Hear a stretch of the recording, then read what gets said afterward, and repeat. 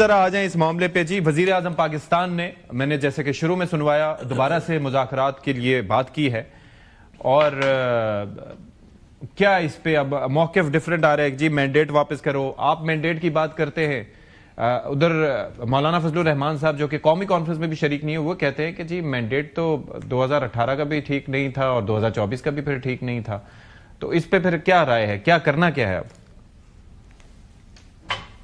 دیکھیں ستی صاحب، جو بھی مذاکرات کے لیے بات ہوتی ہے نا، تو اس کے لیے ایک گراؤنڈ ہموار کیا جاتا ہے، پہلے سے ایک ماحول بنایا جاتا ہے. لیکن ماحول یہ آپ کے سامنے ہے کہ ملاقاتوں پہ پابندی ہے، جگہ جگہ رکاوٹیں، لوگوں کے اوپر ناجائز مقدمات بنانا اور دھمکیاں دینا، گورنر آج کی دھمکیاں دینا. اس طرح تو مذاکرات کیسے ہو سکتے ہیں؟ مطلب کون اس طرح کرے گا؟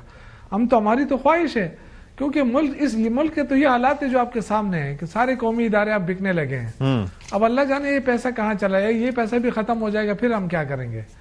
تو حالات تو اتنے اچھے نہیں ہیں، نہ یہ معیشت کو بہتر کر سکے ہیں. اتنا جو دعوے ہوئے کہ جی ہم نے معیشت کو بہتر کر دیا، معیشت بہتر. ایک اور چیز ہے، آپ جو کہہ رہے ہیں، آپ جو کہہ رہے ہیں ماحول بنانا چاہیے، تو یہ جو اسکرین پہ جو بھائی آپ کے بائیں جانب بیٹھے ہیں، عمران اسماعیل صاحب اور ان کے کچھ ساتھی جو کہ سابقہ تحریک انصاف کا حصہ تھے اور بانی پی ٹی آئی کے لیے بڑا نرم گوشہ رکھتے ہیں، تو یہ ماحول بنانے کے لیے تو میدان میں ہے اس وقت. Do you agree with that? نہیں، ان کی دیکھیں یہ تو اپنی جگہ کوشش کر رہے ہیں. میں تو دیکھیں میں نے پہلے بھی کہا کہ جی اچھی بات ہے، کوئی بھی کوشش کرے. عمران اسماعیل صاحب یا فواد چودھری یا ان کو لوگ کہتے ہیں جی یہ پارٹی چھوڑ چکے ہیں، بے شک چھوڑ چکے ہیں. میں ان کی مخالفت نہیں کرتا. اگر یہ ان کے ہاتھ سے ہوتا ہے بالکل کرے، کوشش کرنی چاہیے، کیونکہ پاکستان کے لیے ہے نا سب کچھ. تو یہ آپ کی رائے ہے یا پارٹی کی رائے ہے؟ تو فائدہ کس کو ہوگا، نقصان کس کو ہوگا؟ یہ آپ کی رائے ہے یا پارٹی کی رائے ہے؟ میں اپنی ذاتی رائے بتا رہا ہوں. اچھا نہیں، میں ذاتی رائے بتا رہا ہوں. میں نے کبھی مخالفت نہیں کیا. اگر یہ کر سکتے ہیں اچھی بات ہے، لیکن اس کے لیے میں یہی کہوں گا نا کہ اگر یہ کوشش بھی کر رہے ہیں تو ماحول تو نہیں ہے نا. اگر ماحول آپ نہیں دے سکتے، ماحول نہیں بنا سکتے، تو اس کا مطلب ہے گورنمنٹ جو ہے وہ گیم کھیل رہی ہے. اچھا، وہ وقت گزار رہی ہے. تو دیکھیں اس وقت حکومت کے پاس ایک چیز ہے، وہ کیا؟ وہ ہے ریاستی طاقت. ٹھیک ہے. اور اگر وہ صرف ریاستی طاقت کے ذوق میں یہ کام کر رہی ہے تو مشکلات ملک کے لیے ہوگی، نقصان ملک کو ہو رہا ہے. ٹھیک ہے. یہ آج میں نے آپ کے سامنے بتایا نا کہ قومی ایئر لائن جیسے ادارے ہم فروخت کر رہے ہیں کیونکہ بوجھ بن رہے ہیں. اسی طرح ساری چیزیں بوجھ بن رہی ہیں کیونکہ قرضے تو اوپر چڑھ رہے ہیں. 76,000-77,000 ارب کا قرضہ ہو گیا ہے. ٹھیک ہے. اس کے بعد اور کیا ہوگا مجھے تو سمجھ میں ذرا جواب لے لوں. عمران اسماعیل صاحب یہ فرما رہے ہیں شوکت صاحب کہ جی آپ ماحول نہیں بنا رہے. میں حیران اس چیز پہ ہوں کہ ود ان دا پارٹی بھی آپ یہ دیکھیں ڈیوائیڈ کس طرح سے. شفیع جان سے اس دن ہماری گفتگو ہوئی، ہم نے پوچھا کہ عمران اسماعیل صاحب اور باقی لوگ رول پلے کر رہے ہیں، تو انہوں نے ان کا موقف کیا تھا کہ یہ جی کمر میں چھرا گھونپ کے گئے تھے. ٹھیک ہے.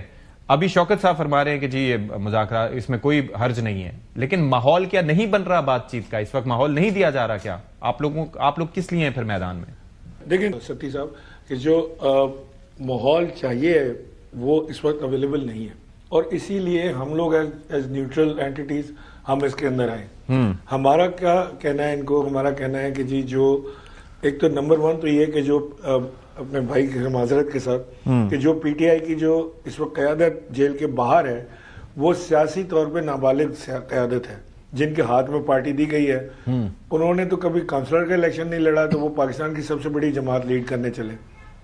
نہ انہوں نے کوئی پبلک مومنٹم بنا سکے 2.5 سال میں، نہ وہ کوئی اس سے اسٹیبلشمنٹ سے کوئی مذاکرات کر سکے، اور نہ ہی کوئی اپوزیشن کا الائنس اب تک کریٹ کر سکے.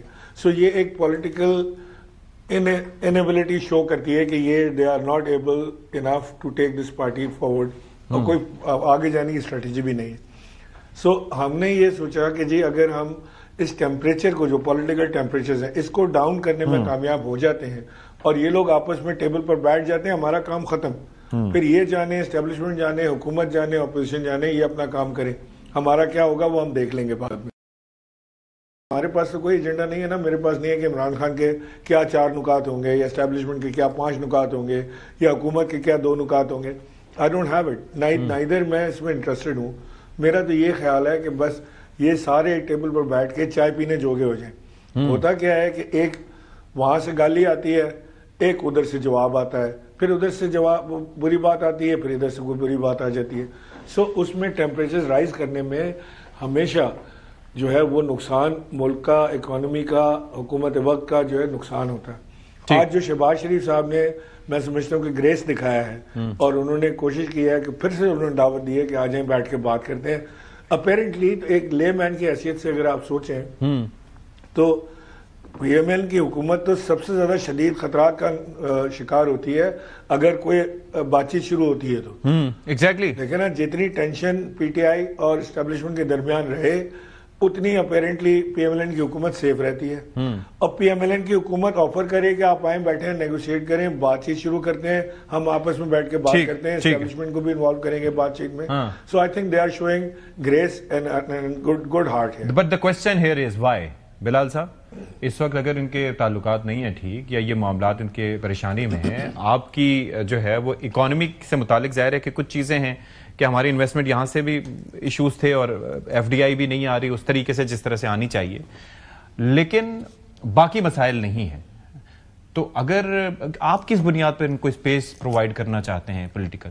نارملی تو ایسا نہیں ہوتا. نہیں دیکھیے بات ستی صاحب کیونکہ وہ صحیح کہہ رہے ہیں کہ وہ تو پھر آپ خطرے میں پڑ جاتے ہیں اگر ادھر. نہیں ستی صاحب ہم ان ٹرمز میں سوچتے ہی نہیں ہے نا جی. دیکھیے ہمارا تو ایک بڑا کنسسٹنٹ موقف رہا ہے. ہم نے کہا یار دیکھیں آپ ہمیں ہر چیز کو کمپارٹمنٹلائز کرنا آتا ہے اور یہی سیاسی اور سمجھ بوجھ کی جو جماعتیں وہ کرتی ہیں. دیکھیے ہم نے تو ڈے ون سے کہا کہ دیکھیے بات چیت تو ہم نے کہا تھا اب کرنا انہوں نے اسٹارٹ میں کہا تھا دیکھیے ہم نے ان سے کیا بات چیت کرنی ہم نے تو اسٹیبلشمنٹ سے بات چیت کرنی آپ کو یاد ہوگا. اس کے بعد مستقل بار بار ہم ان کے ساتھ بیٹھے ہیں اس لیے نہیں کہ کوئی مجبوری یا ضرورت ہے اس لیے بیکاز ہم یہ سمجھتے ہیں کہ سیاسی جماعتوں کے درمیان بات چیت ایک نیچرل عمل ہے. اس چیز میں اس سے یہ بار بار یہ اٹھ کے گئے ہیں. آپ دیکھ لیجئے 2022 میں الیکشنز کی ڈیٹ کے لیے ایک دفعہ بیٹھے تھے اس میں سے بھی یہ اٹھ کے گئے تھے. پچھلے 1.5 سال کے اندر ایک دفعہ ایاز صادق صاحب جو اسپیکر ہیں ان کی قیادت کے اندر ان کی سربراہی کے اندر ایک دفعہ یہ بیٹھک ہوئی ہے اس سے بھی پی ٹی آئی اٹھ کے گئی تھی. بالاکوٹ جعفر ایکسپریس حملے کے بعد اسمبلی کے فلور پہ ان کیمرہ بریفنگ ان کو دعوت دی گئی کہ دہشت گردی پہ بات کرتے ہیں قومی اسمبلی کے فلور پہ گھنٹوں پر محیط نشستی یہ نہیں آئے. فلسطین کی آل پارٹیز کانفرنس نہیں آئے. پہلگام واقعے کے بعد میڈیا بریفنگ نہیں آئے. نہیں اگر یہ سب کچھ نہیں ہوا جی آج وزیر اعظم صاحب کو کیوں کہنا پڑا؟ کہنا نہیں پڑتا ستی صاحب. نہیں یہ اس سوال میں فنڈامنٹلی فلا. آپ سمجھتے ہیں کہ کوئی مجبوری ہے کوئی ضرورت ہے. انہوں نے کہا کہ دیکھیے ہم بات چیت کرنے کے لیے اٹ از لائک دس کہ کوئی بندہ کہے کہ جی آپ ہی اچھلتے رہیں کہ ہم نے بات کرنی ہم نے نہیں کرنی. ہم تو کہتے رہے کہ یار آپ نے قومی ایشوز پر بات پلیز کرنی ہے ہم حاضر ہیں. آپ اپوزیشن لیکن یہاں پر ایک پیرالل اوپینین جو کہ ڈفرنٹ ہے وہ یہ ہے کہ وزیر اعظم صاحب 10 ملکوں میں گئے لیکن اس طریقے سے سرمایہ کاری نہیں آ سکی. ایف ڈی آئی نہیں آ رہی یہاں پر. ابھی میں اگر ہم اپنی بات کریں ٹیکسٹائل انڈسٹری آپ کے سامنے ہے کہ وہ کس مسائل کا شکار ہے. ایک ٹیکسٹائل مل بند ہوتی ہے تو 1000 کے قریب بندہ جو ہے وہ سمجھے کہ خاندانوں کے خاندان متاثر ہوتے ہیں. ساتھ میں اس کا ایک پورا ایکو سسٹم ہوتا ہے. جیننگ فیکٹریز ہوتی ہیں پھر زمیندار ہوتا ہے کاشتکار ہوتا ہے ایٹسیٹرا ایٹسیٹرا. وہاں پر اپنے مسائل اپنی جگہ موجود ہیں. پھر یہ ہے کہ انویسٹمنٹ کیوں آتی ہے جب پولیٹیکل اسٹیبلٹی ہو.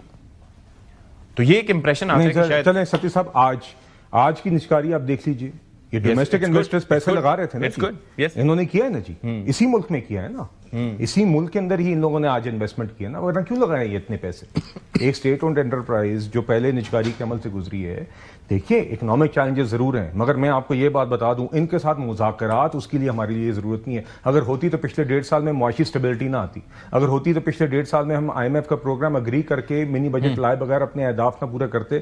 اگر ہوئی ہوتی تو ہماری ریٹنگز ایجنسیز نہ اپ گریڈ ہوئی ہوتی. اگر ہوئی ہوتی تو مہنگائی کی شرح 24-25% سے 5-6% پر نہ لے کے آئے ہوتے اور زر مبادلہ کے ذخائر آج 21 ارب ڈالر پہ نہ کھڑے ہوتے.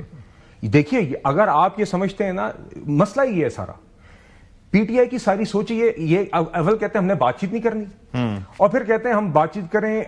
بات چیت ہم کہتے ہیں جب کہ ہم بات چیت کرنے کو تیار ہیں آپ قومی ایشوز پر بات کریں تو یہ کہتے ہیں دیکھیں نا جی ان کی مجبوری ہے اس لیے. ان کا اپنا مائنڈ سیٹ جمہوری نہیں ہے لیکن نہ ہی سیاسی ہے. تو میں آپ کو کہنا یہ شرح نمو کا حوالہ دیتے ہیں 1.7. نہیں دیکھیے ستی صاحب بے روزگاری کی شرح کہتے ہیں 22%. ستی صاحب گزارش ہے اکنامک چیلنجز ہیں. میکرو اکنامک اسٹیبلائزیشن ہوگی آگے ہم نے روزگار کے مواقع بڑھانے ایکسپورٹس بھی بڑھانی ہے. ہم نے private sector export led growth لے کر آنی ہے. یہ اگلا مرحلہ ہے معیشت کا. مگر اگر آپ کا خیال ہے کہ وہ وجہ ہے کہ ان کے ساتھ ہم بیٹھنے کو تیار ہیں ہرگز نہیں. ہم نے ان کے 9 مئی کے باوجود ان کی افواج کو گالیاں دینے کے باوجود ان کی ہر قسم کے انتشار کے باوجود معاشی استحکام بھی لے کے آئے, دفاعی سطح پر جنگ بھی جیتی, سفارتی سطح پر بھی ان کا کیا ہوا گن صاف کیا. جب سائفر لہرایا گیا تھا تو اس ٹائم پر کوئی سوچ نہیں سکتا تھا کہ امریکہ کے ساتھ وہ تعلقات ہوں گے جو آج ہیں. تو اگر کوئی یہ سمجھتا ہے اگر ان کی یہ ساری حرکتیں رکاوٹ ہوتی تو پچھلے 1.5 سال کا سفر طے نہ ہوتا. بات بنیادی یہ ہے وہ ہم اپنا کام جاری رکھیں گے معاشی سطح پر, مگر ہم چاہتے ہیں کیونکہ ہم سنجیدہ ایک سیاسی جماعت ہے اور حکومت میں ہم نے ہمیشہ ہم نے کنسسٹنسی دکھائی ہے کہ اگر آپ سنجیدگی سے بات کے لیے تیار ہیں ہم حاضر ہیں, مگر اگر آپ انتشار پھیلانا چاہتے ہیں تو اس کی اجازت نہیں. ٹھیک ہے شوکت صاحب, آپ کو میں جواب لوں گا اس پہ. We'll take a break.